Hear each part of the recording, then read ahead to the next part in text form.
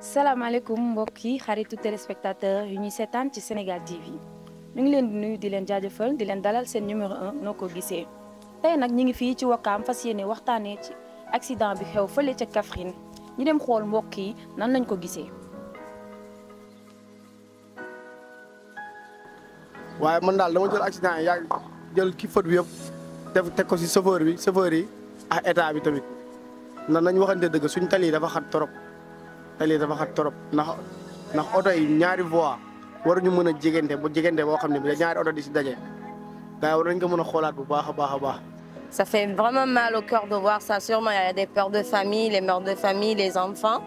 Et je pense que là, il faut que l'État revoie les histoires de route, d'embouteillage et vraiment que les chauffeurs prennent le temps de faire un entretien bien avant de prendre la route.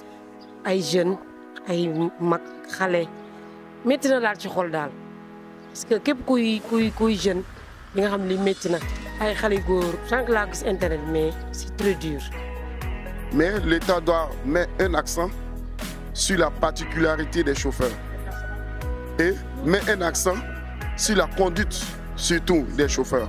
Pour être chauffeur, il faut avoir certainement et consciemment comment je peux appeler ça? La professionnalité, c'est-à-dire connaître le domaine d'abord avant d'emprunter certaines distances. fii ba boo xoolee fii ba Kaffrine benn 2 voies la mooy tadu yoon tali dafa war a mën a yaatu mais tali bi dafa sew mais chauffeur tamit waaw chauffeur tamit am nañu responsabilité daal dañoo war a daw ndànk daal jàmm rek.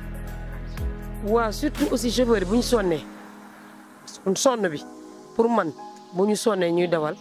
dafay jouer ci client yi ñu sonnee ñu bëgg forcer dawal day jouer ci client parce que bakkan dafa fort parce que lii du ma la fen ñëpp la touché xoolal lii rek climat bi ni mu mel rek daf ko wane comme président bi li mu def mooy loolu li mu def daal rafet na daal franchement daal waaw.